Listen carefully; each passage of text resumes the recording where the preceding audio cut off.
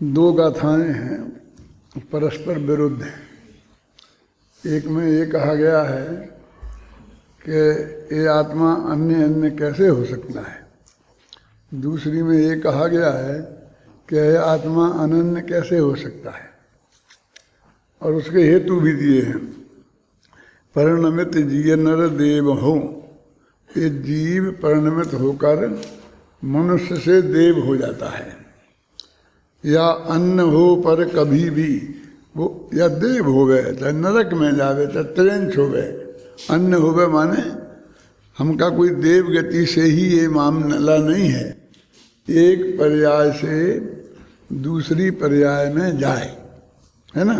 परिणमित हो गए जिए नर देव हो या अन्न हो, पर कभी भी द्रव्यत्व को छोड़े नहीं। पर वो द्रव्यपना थोड़ी छोड़ देगा कि नरक में जाएगा तो द्रव्यत्व छोड़ देगा, स्वर्ग में जाएगा तो द्रव्यत्व थोड़ा बढ़ जाएगा, ऐसा तो होने वाला नहीं है ना।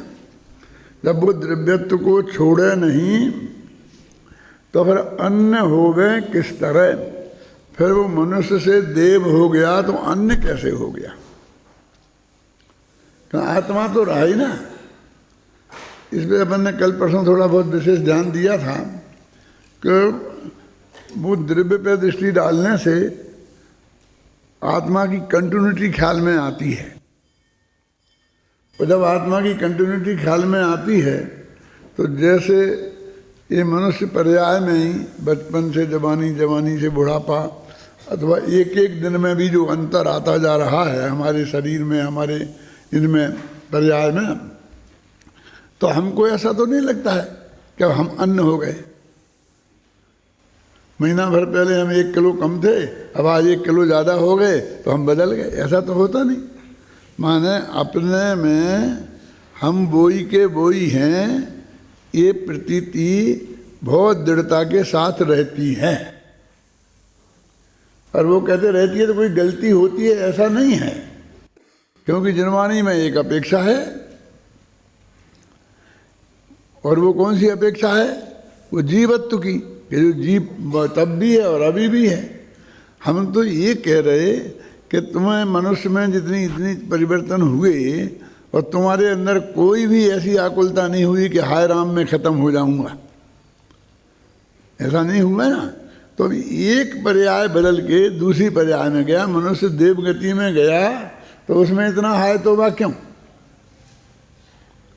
नरक में जाए तो कह के नहीं हल्ला गुल्ला करे कि नहीं मुझे पसंद नहीं, ये तो इससे भी अच्छा शरीर, इससे भी सब अच्छी चीज़ें मिलने वाली हैं। जो भी हमने शास्त्रों में पढ़ा है उसके आधार से जो भी थोड़ा ही शुद्ध सात्विक वृत्ति वाले जीव हैं, उन सभी जीवों को निश्चित रूप से ये सड़ा गला शरीर जो इतने वर्ष पुराना हो गया है, ये छूटेगा तो ये तो गारंटी है कि नया बनने वाला है। तो पुराने से एकदम नया हो जाएगा। तो ऐसे मकान पुराने से बदल के हम नए में जाते हैं तो हमको खुशी होती है कि रंज। यदि हमको ये भरोसा है कि हम बिना देह के नहीं रहेंगे और देह में इतना राग है तो देह आपको मिलेगी। दिक्कत तो ये होती है कि हमारी इस देह में एकत्व बुद्धि हो जाती है, जबकि ये देह तो हमसे कोई संबंध ही नहीं है। इसको तो हम कारागृह, जेल कहते हैं और ना मालूम क्या क्या कहते हैं। तो ये देह छूटेगी और इससे अच्छी दूसरी देह मिलेगी तो लौकिक दृष्टि से भी कोई विकल्प नहीं होना चाहिए, और परमार्थ की दृष्टि से तो कुछ है ही नहीं, क्योंकि आत्मा तो वही का वही रहा ना। उस आत्मा में जब मनुष्य पर्याय में था तो 10-5 गुण कम थे, और देव पर्याय में गया तो कुछ बन गए कि यहाँ कुछ ज़्यादा थे और वहाँ कम हो गए। ऐसा तो होता नहीं है। कैसा होता है? यहाँ अवैध ज्ञान नहीं था और वहाँ अवैध ज्ञान बढ़ जाता है क्या? और भी ऐसी बातें होती हैं कहीं कि तुम इसकी बात मत करो। जीव में जो अनंत गुण थे उनमें एक आध गुण बढ़ गया, एक आध गुण कम हो गया। सवाल तो ये है, इसलिए तो हम कहते हैं कि उसमें अपनापन करो, जिसमें घटता बढ़ता नहीं है। जिसमें घटता बढ़ता है उसमें अपनापन करोगे तो रोने के अलावा कुछ हाथ आने वाला नहीं है कि साहब वो हमारी ज्ञान था, वो चला गया। अच्छा, नरक में चले जाते वहाँ भी मिल जाता है। अवैध ज्ञान ज़्यादा अच्छा लगता है, क्यों? नहीं साहब, भगवान के भी जन्म से ही 3 ज्ञान के धनी होते हैं, तो तीन ज्ञान ही तेरे को चाहिए, तो वे तो नरक में भी मिलते हैं। उसी भाव कि जिस भाव में नरक मिलता है ना, उसके लिए अलग से पैसे नहीं देने पड़ते हैं, क्यों? मैंने उसी में जिस कर्मों से फल से नरक में जाता है, उसी से वो उसके अवैध ज्ञान मिल जाता है। इसलिए कहते हैं कि जो घटता बढ़ता है उसकी तरफ ध्यान नहीं देवें तो अन्य होवे किस तरह। माने वो अन्य नहीं होता है, अनन्य ही होता है, ये कहना चाहते हैं। उसे इस प्रश्नवाचक की भाषा में उनने बात करी है। ऐसा भी कह सकते थे कि ऐसे जीव अनन्य ही होते हैं, बस खत्म। अब ये तो कहते हैं अन्य होवे किस तरह, यही है, कहाँ है? पहले में अन्य होवे है ना, और दूसरी गाथा में मनुज देव नहीं है और देव मनुज नहीं है, भाई अलग अलग है बिल्कुल। तो दोनों एक अनन्य कैसे हो सकते हैं? दोनों में ही प्रश्नवाचक उनने लगाया है। माने वो कथनचित अनन्य है और कथनचित अन्य है। अब ये जो गाथाएं में एक तरह से प्रश्न उठाया है, और फिर वो अगली गाथा में शांति जी कि द्रव्यार्थिक नय से अनन्य है और पदार्थिक नय से अन्य अन्य है। उसमें 14वीं गाथा में ये बात बताइए, बोलिए कहाँ प्रकरण है कि साहब पर्यायथिक नय मत देखो, द्रव्यार्थिक में देखो तो तुम्हें सम्यक दर्शन हो जाएगा, ध्यान हो जाएगा, मोक्ष चले जाओगे। कितनी कितनी चीज़ें जोड़ दी उसमें। ये तो सीधी सच्ची बात कह रहे थे। हमारा प्रश्न है कि अन्य होवे किस तरह और अनन्य होवे किस तरह। तो हम अगली गाथा में हमने दोनों की अपेक्षाएं बता दी कि इस तरह अन्य अन्य होता है और इस तरह अनन्य होता है ना। बहुत सरल गाथाएं हैं, मेरा तो मन नहीं लगता है ऐसी गाथाओं में अर्थ करने में। क्या अर्थ करें, क्या बताएं?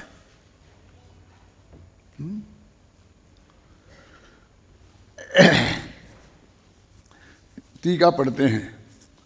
द्रव्यत्वभूत अन्वय शक्तियों को कभी ना छोड़ता हुआ द्रव्य सत ही है, विद्यमान ही है। द्रव्यत्वभूत अन्वय शक्तियाँ, अन्वय से द्रव्य है ना, तो अन्वय शक्ति को कभी नहीं छोड़ा, माने द्रव्यत्व को नहीं छोड़ा। लेकिन द्रव्यत्वभूत, ये भूत लगता है ना, उसका अर्थ यही ऐसा अर्थ होता है। वो भूत प्रेत व्यंतर वाला भूत नहीं है। भूत माने एक प्राणी भी होता है, साधारण जीव को भी भूत बोलते हैं। पुराने काल को उसको भी भूतकाल बोलते हैं। यहाँ एक ऐसा अपन कहते हैं ना कि किसी चीज़ में भूत लगाते हैं तो उसका मतलब उससे तन्मय वो द्रव्यत्व भूत है ना, मैंने द्रव्यत्व ही है जिसका स्वरूप। ऐसी जो अन्वय शक्तियाँ हैं उनको कभी ना छोड़ता हुआ, ये द्रव्य कभी नहीं छोड़ता है, 3 काल में हुआ द्रव्य, इसी का नाम सत्य ही है। वो इसी को सत्य कहते हैं और वो विद्यमान हमेशा 24 घंटा रहता है। वो जो निगोद में सोही मुझ में सोही मोक्ष मझार, वो जो मूल चीज़ है जो ना निगोद में छूटी और ना मोक्ष में कोई एक्स्ट्रा आ जाएगी। जिस दृष्टि से अंतर है निगोद में और मोक्ष में, वो तो पर्याय है, और पर्याय तो प्रति समय छूटती है। न मालूम कितनी छूट गई हैं और भी छूटती रहेंगी। कि मोक्ष में चले जाएंगे तो फिर तो नहीं छूटेगी, फिर भी छूटती रहेगी, प्रति समय बदलती रहेगी। उसका तो स्वभाव ही बदलना है। लेकिन जो लौकिक दृष्टि से, एक बात मैं कहता हूँ कि वस्तु के स्वरूप में अपन लोगों के पक्ष में बहुत सुविधा है। पक्षपात जैसा लगता है। कैसा कि जीव संसारी से मोक्ष में जाता है और मोक्ष से संसार में नहीं आता। अब मोक्ष अच्छी चीज़ है, संसार बुरी चीज़ है। तो ऐसा नहीं है कि मोक्ष से संसार में आ जाए, तो बुरे से अच्छा तो होता है, अच्छे से बुरा नहीं होता। अनंत दुखी से अनंत सुखी तो होते हैं, फिर अनंत सुखी से अनंत दुखी नहीं होते। अल्प ज्ञानी से पूर्ण ज्ञानी तो होते हैं, लेकिन पूर्ण ज्ञानी के बाद कोई अल्प ज्ञानी नहीं होता है। तो ये सारा जो स्वभाव में ही पड़ी हुई है ये चीज, तो जो हमारे पक्ष में है ना, तो ये पलटना हमारे पक्ष में कह रहा है ना। ये पलटता है तभी तो संसारी से जीव मोक्ष में जाता है, तभी तो मत ज्ञान से केवल ज्ञान होता है, तभी तो वीतरागता से रागी होता है ना।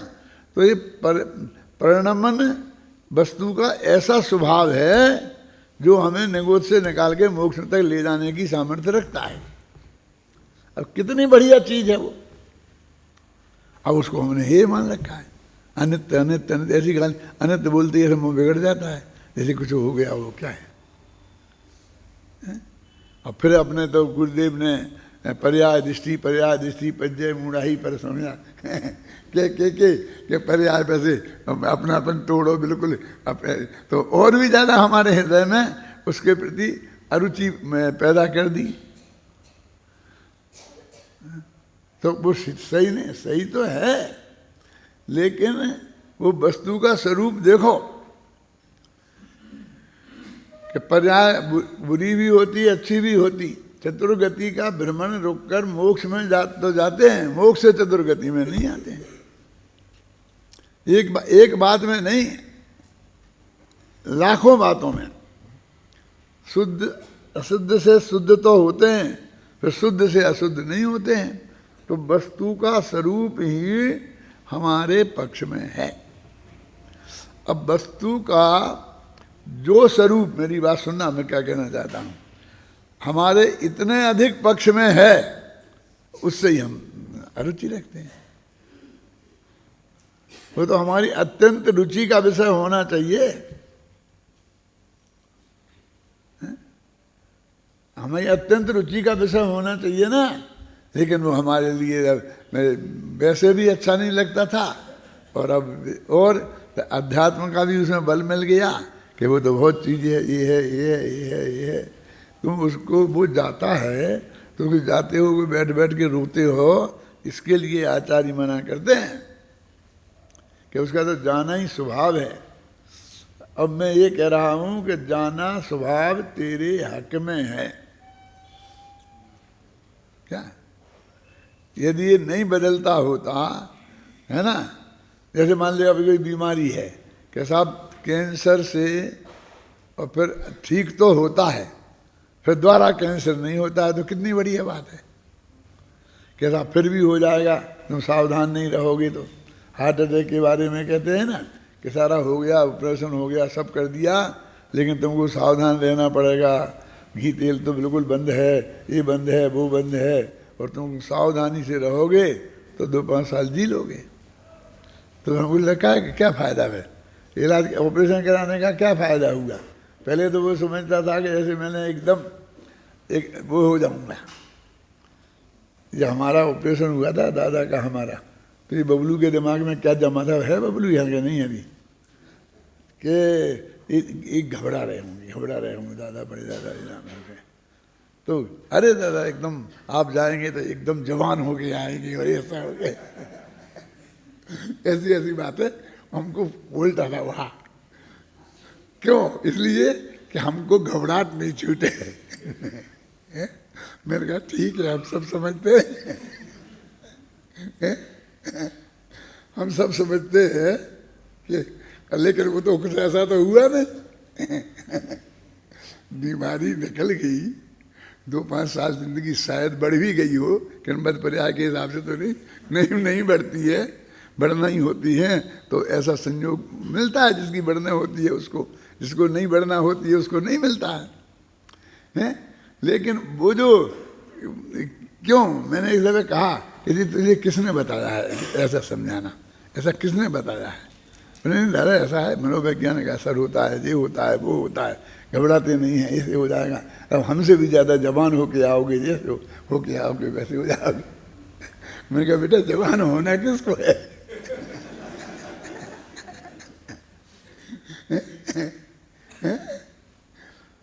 तो वस्तु के स्वभाव में ये जो पलटना वाला तत्व है वो उतना ही महान है जितना वो नहीं पलटने वाला तत्व है। नहीं पलटने वाला तत्व तो इसलिए बहुत महान है कि यदि वो नहीं होता तो हमारा ही नाश हो जाता। अपना नाश कौन चाहता है ना? सर्वथा ही नाश हो जाता कि नहीं हो जाता? तो वो नहीं पलटने वाला तत्व भी बहुत महत्वपूर्ण है और पलटने वाला भी बहुत महत्वपूर्ण है, क्योंकि संसार से मोक्ष होता है, मोक्ष से जीव संसार में नहीं आता। अब दिव्यत्व भूत अनवय शक्तियों को कभी ना छोड़ता हुआ द्रव्य सत ही है, विद्यमान ही है। द्रव्य के जो पर्याय भूत व्यतिरेक व्यक्तित्व का उत्पाद होता है उसमें भी द्रव्यत्व भूत अन्वय शक्तियों से अन्वय शक्ति अच्युत रहती है। इस कारण द्रव्य अनन्य ही है, इसलिए अनन्य पने से द्रव्य का सत उत्पाद निश्चित होता है। क्या कह रहे कि वो पर्याय जो पलटेगी तो उससे तू ये मत समझना कि तेरे वो द्रव्य स्वभाव को कोई खतरा है कि भाई वो एकदम पलटा पलटी होगी, क्योंकि वो द्रव्य स्वभाव भी ना पलट जाए, हैं? द्रव्य स्वभाव भी ना पलट जाए, इसलिए कहते हैं कि नहीं, वो द्रव्य स्वभाव कभी पलटेगा नहीं। माने उसमें जो अनन्यत्व का हेतु है वो हमेशा विद्यमान रहेगा, इसलिए वो द्रव्य वस्तु हमेशा अनन्य रहेगी। कौन कौन में अनन्य? दो पर्यायों में। कौन सी पर्याय में? दो में। उदाहरण के तौर पे कौन सी दी? हाँ, मनुष्य और देव पर्याय। कि मनुष्य पर्याय में भी वही है और देव पर्याय में भी वही है। ये तीनों चीजों का अत्यंत स्पष्ट उपयोगिता इस महावीर वाले उदाहरण में, मारीच और महावीर वाले में बहुत स्पष्ट दिखाई देता है कि जब हम मारीच के बारे में सोचते हैं कि उस सबसे पहले युग की आदि में भगवान ऋषभदेव ने जैन दर्शन तत्व का प्रचार किया, तब विरोधी तो अपन को बहुत नापसंद। आज गुरुदेव को कोई गालियां देता है, कोई कहता है तो अपन को अच्छा नहीं लगता है ना। तो उस समय लोगों को कैसा लगा होगा जब ये वहाँ बाहर उनको इंद्रजालिया कहता होगा, हैं? कभी कभी शांति जी ऐसे मैं बोल रहे हैं कि साहब उसको रुकवा नहीं सकते थे, थोड़ा इशारा इंद्र को कर देते कि हटाओ इसे। क्यों हट जाता कि नहीं? है नहीं किया उन्होंने। ऐसा अपन से भी लोग कहते हैं कि ये वैसे का विरोध करने वाले हैं, बिल्कुल मतलब नहीं, कोई नहीं चीज, आप कुछ कर नहीं सकते। मैंने कहा नहीं कर सकते। क्यों? मैंने कहा इसमें लिखा है ना समय सार में कि एक देव दूसरे देव का कुछ कर नहीं सकता है। ये काय के लिए है? नहीं नहीं, कुछ तो करना चाहिए, कुछ तो करना चाहिए। आप नहीं करें तो हम लोग करें, हम लोग करें, थोड़ा इशारा हो जाए आपका बस। ये कैसे मूर्खता की बात कर रहे हो। जब ऋषभदेव ने उनका सग्गा पोता था और उनके सामने ही खड़ा समोसन के बाहर वो उन्हें इंद्रजालिया कह रहा था जादूगर है, तुमको बुद्धू बनाता है। क्यों जादूगर क्यों कहते थे ना? क्योंकि अतिशय बहुत थे ना, वो समोसन में अतिशय होते हैं ना, तो उन अतिशयों की वजह से तुम प्रभावित हो के जा रहे हो, तो वो जादूगर है। ऐसा कहा जाता है कि ये जो नियति का एकांत, ये सबसे पहले मारीच ने इसका प्रचार किया था। और अपन पे जो क्रमबद्ध पर्याय वालों पे जो आरोप लगाया जाता है वो नियत की एकांत का ही लगाया जाता है। हुकुम में नियतवादी को ऐसा कहा है, वैसा कहा है, ऐसा कर करके कहा है। और उसमें सिर्फ इतनी सी बात है कि वो नियतवादी सिर्फ सारा कारण नियति को ही मानता है और बाकी चार असंभव की उपेक्षा करता है। हम तो चिल्ला चिल्ला करके चार असंभव और बताते हैं, बात करते हैं, तो हम नियतवादी कैसे हो सकते हैं? माने सब कुछ नक्की है, ये समझाता था सामने ऋषभदेव के सामने दुकान खोल के। कौन? मारीच। खैर अपन को तो अभी इतनी बात करनी है कि वो उनका विरोध करता था और हम यदि तीर्थंकर के भगत हैं तो वो निश्चित रूप से हमारे विरोधी है। यदि तीर्थंकर हमारे राग के पात्र हैं तो वो निश्चित रूप से देश का पात्र है ना। अब महावीर हो गया तो जैसे ऋषभदेव जैसे महावीर। अपन तो बोलते हैं वृषभादि वीरांतेभ्यो, वृषभ से लेकर वीर हैं अंत में जिनके। हमने सूरापुर में एक शिविर लगाया था सर्दियों में, है मालूम आपको शांति जी? आप गए थे कि नहीं गए थे? मैंने सर्दियों के दिन में, गर्मियों में लगता है ना प्रशिक्षण शिविर, 2 प्रशिक्षण शिविर हमने सर्दियों में भी लगाए, साल में 2 लगाए। इसलिए तो 50 हो गए। हमें 48 वर्ष में शिविर 50 कैसे हो गए? एक भी शिविर हमारे बिना तो हुआ ही नहीं। तो 2 सर्दियों में लगाए, दोनों महाराष्ट्र में लगाए। महाराष्ट्र में एक मलकापुर में और एक सोलापुर में। धन्य कुमार जी को बहुत उत्साह था।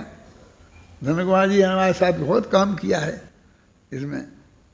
तो उनने कहा कि दादा अभी साल में 2 अब वहाँ उत्तर भारत में हो जाता है, फिर हम कब तक इंतजार करें, तो आप सर्दियों में लगा दो।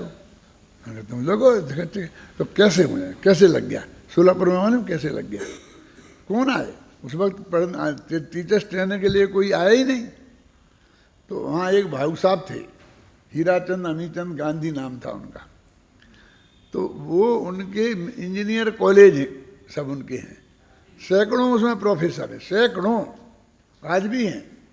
तो उनने सबकी छुट्टी करके और सबको हमारे प्रशिक्षण शिविर में बैठा दिया। वो इंजीनियर कॉलेज में प्रशिक्षण शिविर लगा दिया।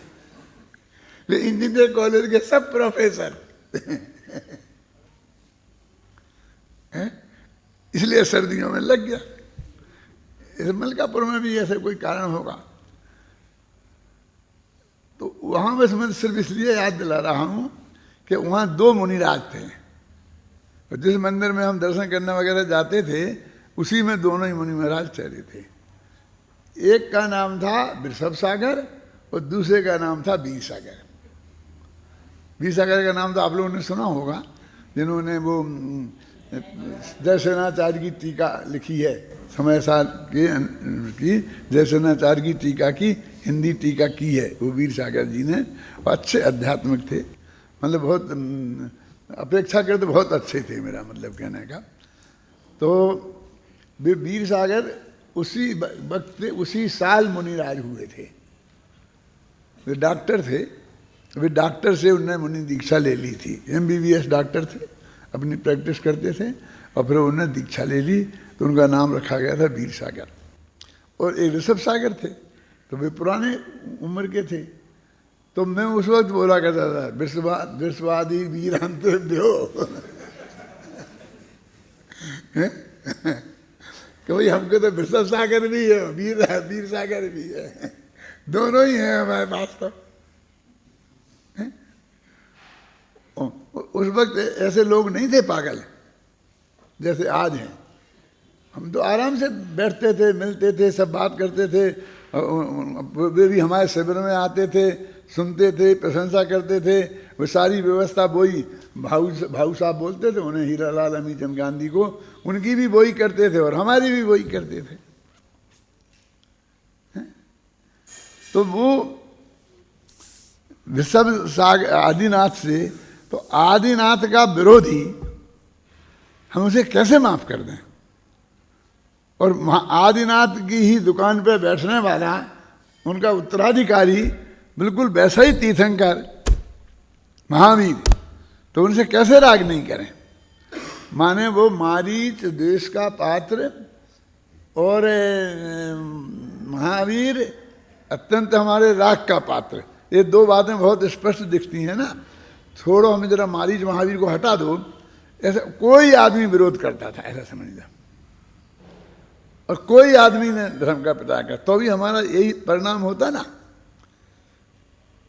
फिर जब ये मालूम पड़े कि ये जीव ये वो ही है, ये मारीच ही महावीर है, तो हमारे राग और देश दोनों कम होंगे कि नहीं होंगे। देखो, देश तो कम हो गई कि ये दो आदमी थोड़ी हैं, ये वही जीव है। तो दोनों में जो वो समता भाव प्रकट करता है, ये कौन सी दृष्टिकोण है, उसे हम के तीन तरह से बोलेंगे कि मारीच मारीच है, महावीर नहीं। महावीर महावीर है, मारीच नहीं। फिर मारीच ही महावीर है और महावीर ही मारीच है। तीन वाक्य बोलेंगे ना, ख्याल में ना। तो मारीच ही महावीर आएगा तो कहेगा एक ही जीव की ऐसी परिणति है, एक दिन ऐसा होता है, एक दिन ऐसा होता है, क्या राग द्वेष करना है।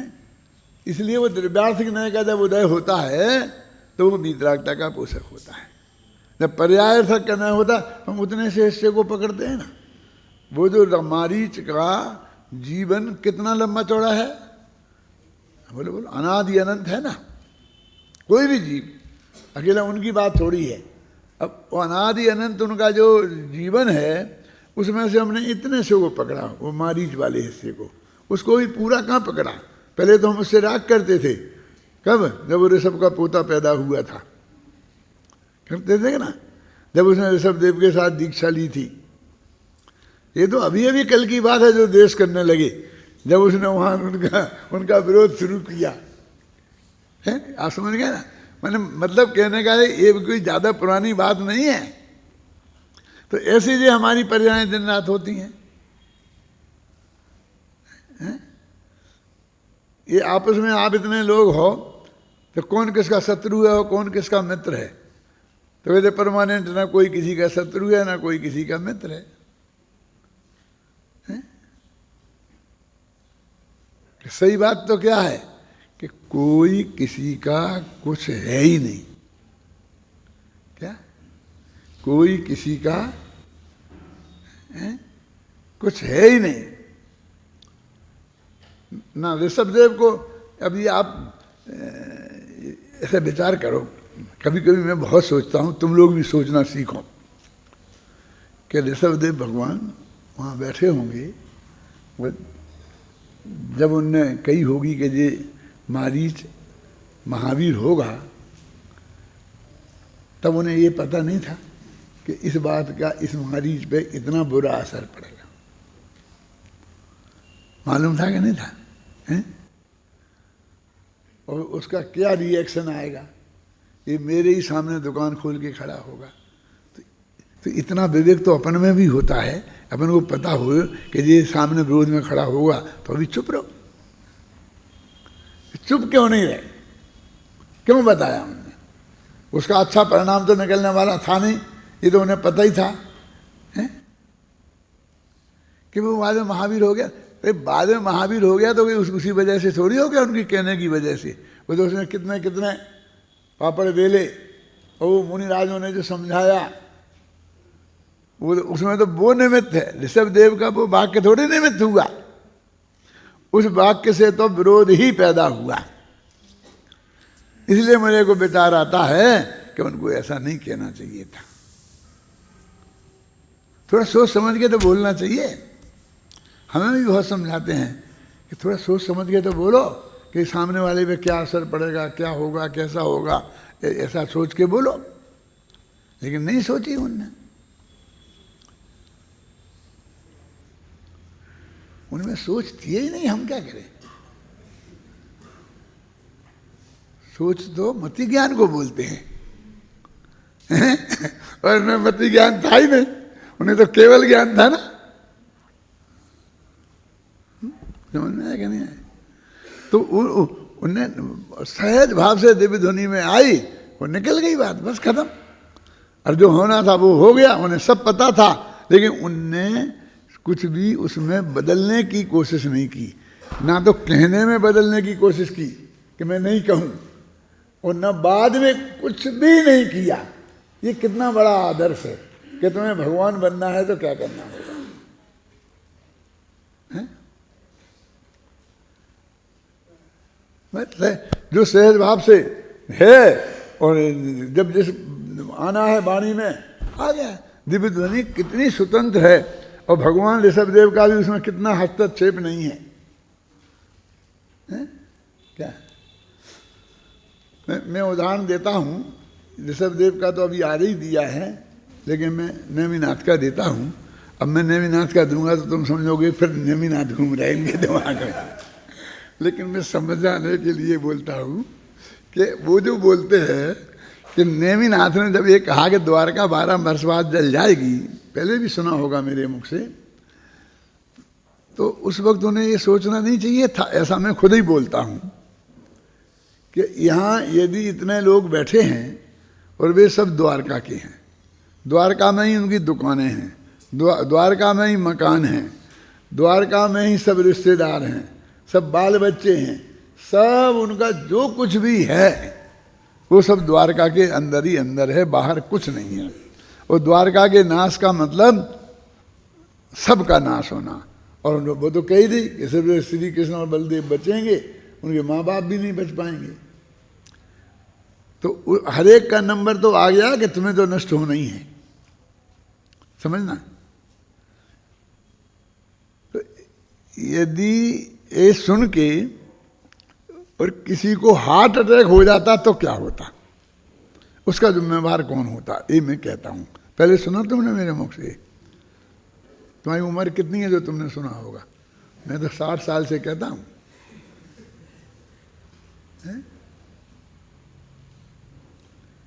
क्या कि किसी का हार्ट फेल हो जाता तो उसका जिम्मेवार कौन होता? और इसका उदाहरण ऐसा देता हूँ कि एक डॉक्टर को दिखाने हम जाते हैं और हम कैंसर है और कैंसर हम 6 महीना में ही मर जाने वाले हैं, ऐसा डॉक्टर को बिल्कुल स्पष्ट मालूम पड़ जाता है, तो वो हमें बताता नहीं है। ठीक है कोई बात नहीं, दवाई लिखा दोगे ठीक हो जाओगे, ऐसा कर करके हमको भगा देता है। और फिर हमारे माँ बाप को, जो भी हमारे घर में होते हैं, बाल बच्चे, पत्नी, उनको कहता भाई मामला बहुत गड़बड़ है,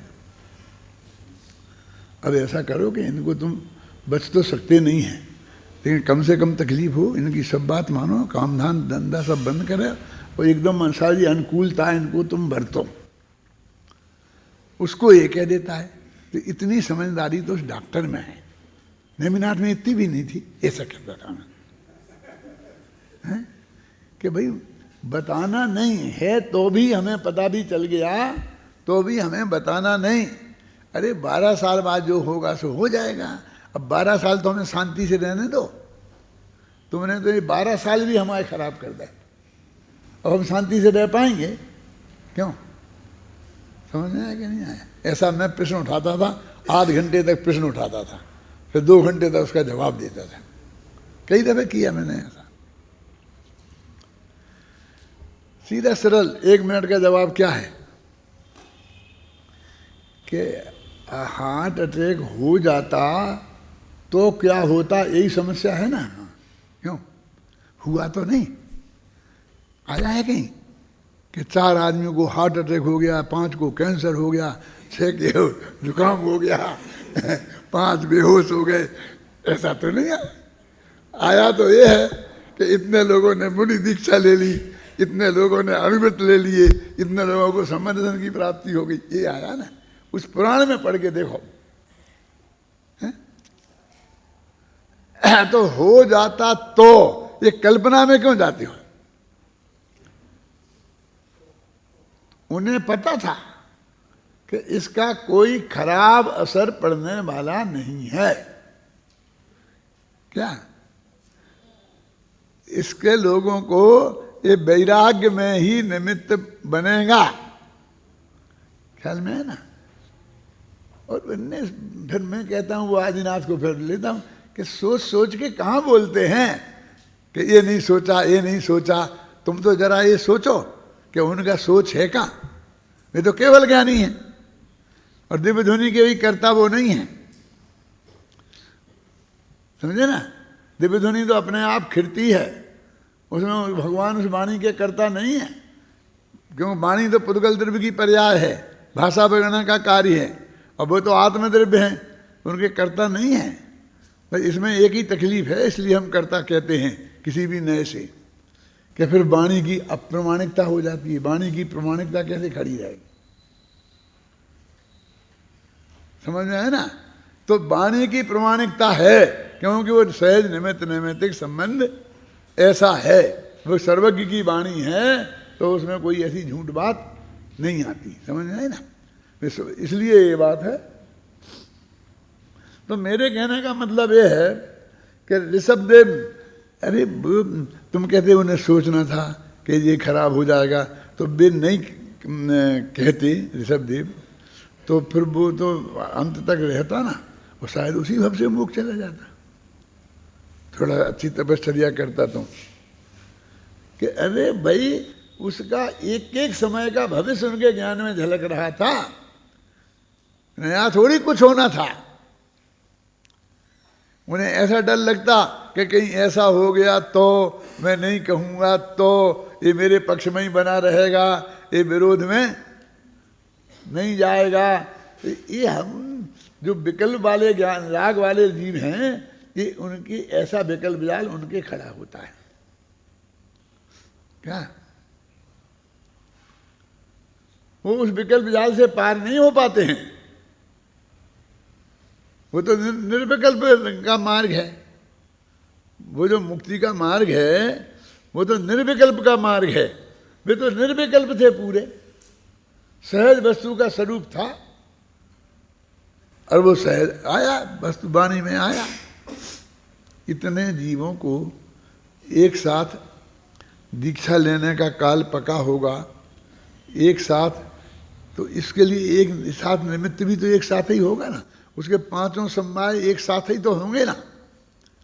तो चार समवाय उनके एक साथ पके परमात्म, तो ये उनकी दिव्य वाणी भी उनके एक साथ पकी, उसमें निमित्त बनी।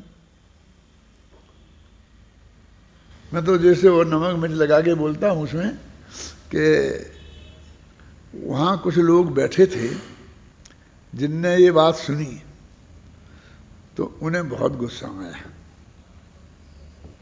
क्या कि कैसे जो कुछ मन में आता है सब बोलते हैं, द्वारका जल जाएगी, द्वारका जल जाएगी। कैसे जल जाएगी? जब तक हम बैठे हैं तो द्वारका कैसे जल जाएगी? कह दिया द्वारका जल जाएगी। ऐसा भाव किन्हीं के अंदर में आया होगा कि नहीं आया होगा? लेकिन के अंदर आया होगा, आप समझे ना। ये विरोध भाव के जिन्हें मोक्ष मार्ग में आगे नहीं बढ़ना था और अभी संसार काफी बाकी था, नरक मरक की तो मैं नहीं कहना चाहता हूं, अभी बहुत भटकना था कुछ काल तक संसार में, तो उनको ऐसा भाव आएगा। और वे इंतजाम भी किया उनने बुलाया। दीपायन मुनि वहीं बैठे थे। जब उनने सुनी कि दीपायन मुनि के क्रोध से द्वारका जलेगी, तो सब दीपायन मुनि की तरफ देखने लग गए। अब वे घबराए, क्या करें? श्री कृष्ण ने बुलाया। सुना आपने? यहां साफ सुना। क्या सोचा? कि साहब मैंने तो ये सोचा है कि मैं यहाँ से अभी निकलूँगा समूसन से, और द्वारका की सीमा के बाद सैकड़ों मील दूर यहाँ से चला जाऊँगा, इसके आस पास ही नहीं रहूँगा। मैं नहीं चाहता हूँ कि मेरे निमित्त से द्वारका बर्बाद हो। ठीक सोचा तुमने। यदि नहीं सोचते तो कुछ हमें सोचना पड़ता।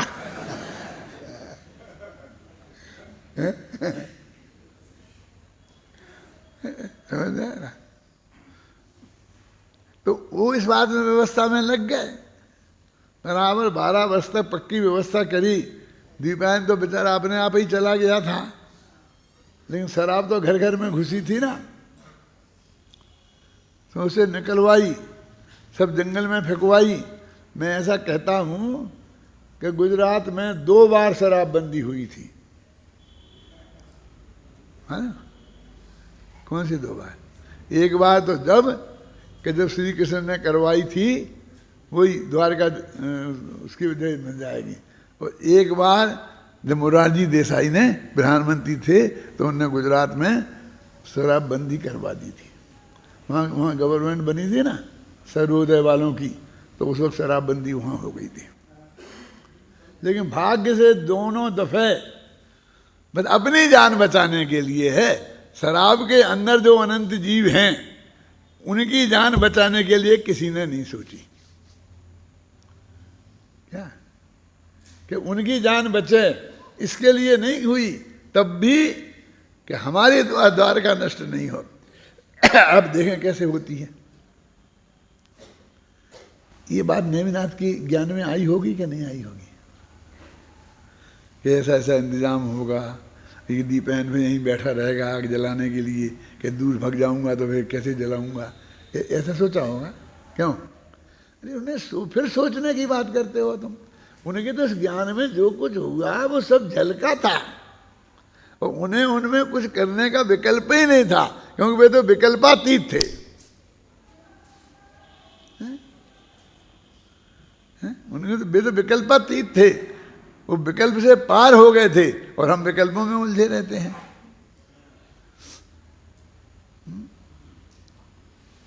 मैंने कल ही पढ़ा है कि बलदेव ने ऐसा पूछा कि हे भगवान, ये द्वारका इतनी बढ़िया द्वारका बनी है, ये कब तक रहेगी? क्या उनको क्या सूझी? अपन सोचें कि जयपुर कब तक रहेगा? किसी को ऐसा विकल्प आता है? कब तक रहेगी? है? और श्री कृष्ण का राज्य कब तक रहेगा? त्रिखंडी राजा हैं। ऐसा प्रश्न किया मैंने सोचा ये क्या पूछ रहे, ऐसा तो विकल्प किसी को आता ही नहीं है। कोई अच्छे से अच्छा ज्योतिषी आ जाए, कोई आ जाए, तो हम उससे ये पूछते हैं कि जयपुर कब खत्म बर्बाद होगा। फिर उन्होंने बताई, ऐसा प्रश्न उन्होंने किया तो उन्होंने बताया ऐसी बात। तो मुझे को यही पता लगता है कि ऐसी वास्तव में तो बात ऐसी है कि तीर्थंकर में कोई प्रश्नोत्तर नहीं होता, पर्सनल बातचीत नहीं होती, ना कोई पूछता है ना कोई जवाब देता है। ये तो प्रदमान योग की स्टाइल है, तो उसमें ऐसा लिख देते हैं। क्या होता है कि उनकी दिव्यध्वनि खिलती है तो लोगों के हृदय में 60,000 प्रकार के प्रश्न हो सकते हैं, तो उन प्रश्नों के समाधान ऑटोमेटिक हो जाते हैं, उन दिव्यध्वनि के माध्यम से निमित्त होती है। बस इतनी ऐसी बात है, और कोई वहाँ बातचीत तो कुछ होती नहीं है।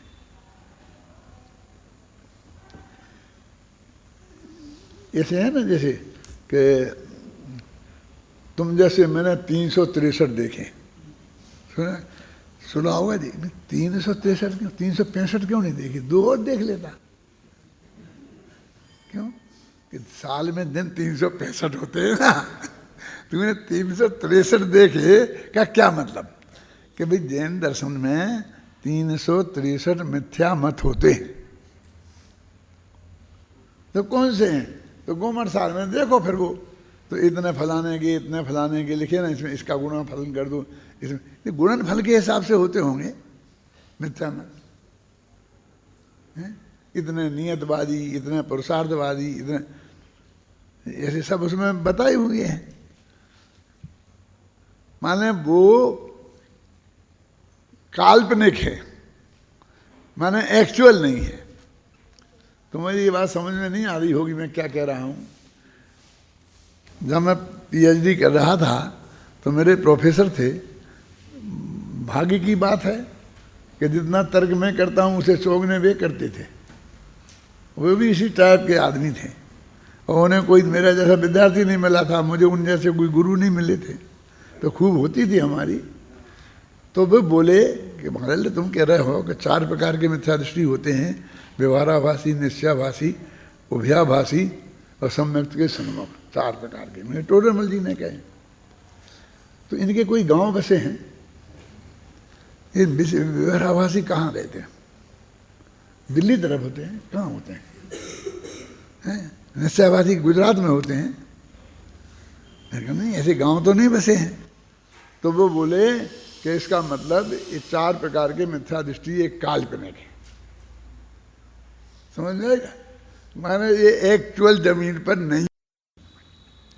क्या कह रहे आप कि ये है ही नहीं? नहीं है तो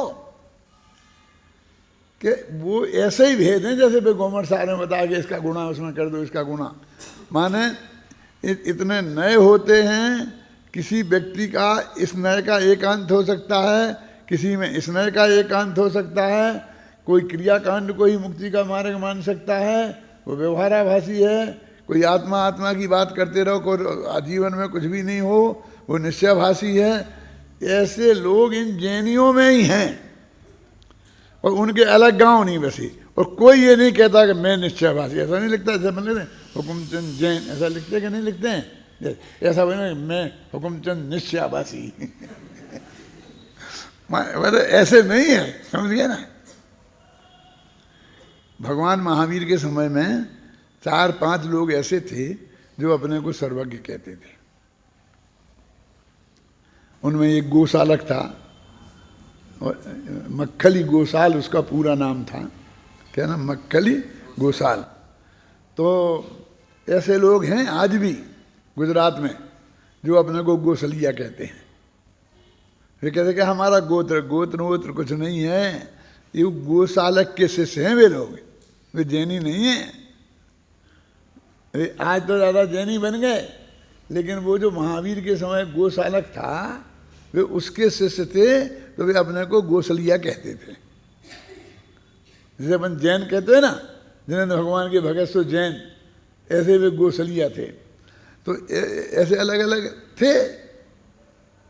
मक्खली गोसाल, अपना गोमर साहब ने लिखा ना, मस्करी किल मुक्ता नाम मन्नते पुनरागतम, कि मस्करी मत वाले, मस्करी माने वही मक्खली, मक्खली माने वही गोसलिया, मक्खली गोसाल, वो ऐसा मानते हैं कि वो मोक्ष में जाते हैं फिर लौट के आ जाते हैं। वैसा कहते हैं ना कि वो कौन सा आता है दिन मुसलमानों के आता है ना, वो नहीं कौन सा, वो जब सब इकट्ठे होते जाते हैं, वहाँ इकट्ठे होते जाते हैं, फिर कमायत कयामत का दिन आता है तो वे सब इकट्ठे निकलते हैं और उनका हिसाब किताब होता है। फिर क्या करना, ऐसे ही उनके कहते हैं सिद्ध होते जाते हैं। और फिर जब वहाँ बहुत भीड़ हो जाती है और यहाँ संसार में ख़त्म होने लगते हैं, जिन्हें मोक्ष जाना है तो सब इकट्ठे फिर संसार में आ जाएंगे। फिर उसी क्रम से फिर लग जाएगी लैन। मस्करी किल मुक्ता नाम मन्नते पुनरागतम। तो ऐसे ऐसे मानने वाले थे। वो जो वो मारीच का जीव था वो नियतवादी था, वो सब कुछ नक्की है।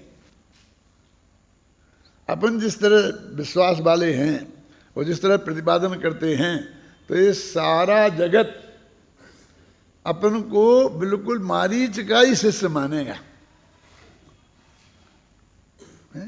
अपन चाहे जितने हाथ पैर मारे कि हम नहीं हैं, हम तो 5 समवाय वाले हैं, हम तो कथनचित वाले हैं, हम नहीं हैं, लेकिन वे आरोप तो वो ही लगाएंगे। हैं कौन? तो अपन कौन कहलाए? मारीच वाले। नियत बात का कोई लोग सांख्य कद बता देंगे, मारीच के मत से सांख्य है, तो सांख्य ये दर्शन तो बहुत बाद में हुए। मतलब उस टाइप की चीज़ें उनके यहाँ हैं जिस टाइप की सांख्यों में पाई जाती हैं। फिर रह जाएगा जी अपना। हो गया टाइम तो।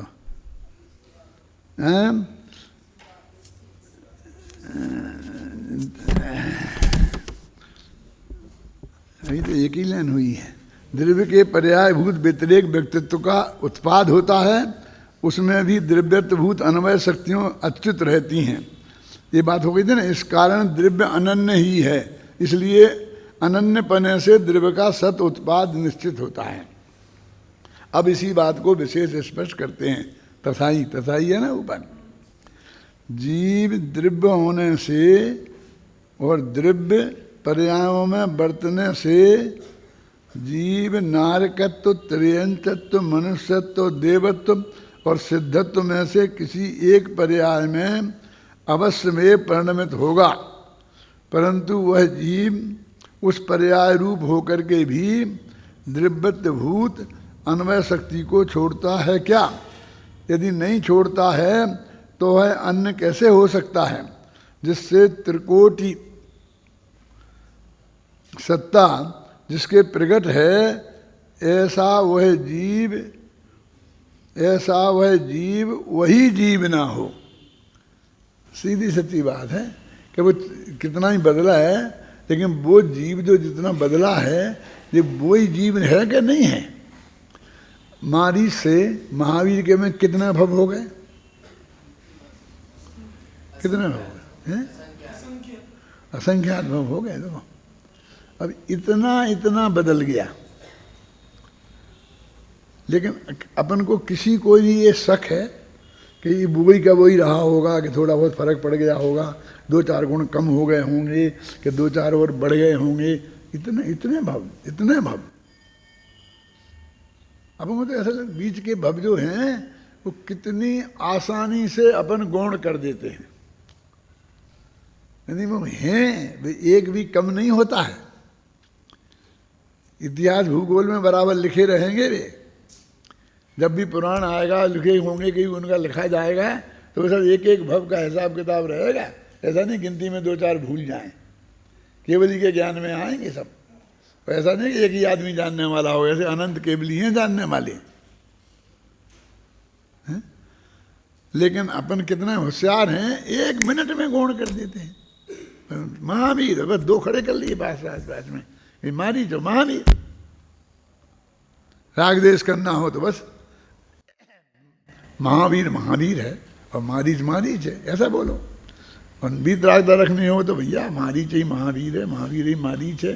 किससे राग करना, किससे देश करना, ये तो सब ऐसा ही होता रहेगा। आज का मित्र कल का शत्रु, कल का शत्रु आज का मित्र हो जाता है। इसलिए कोई परमानेंट पर्याय से नहीं होता, निरंतर बदलता रहता है। चलो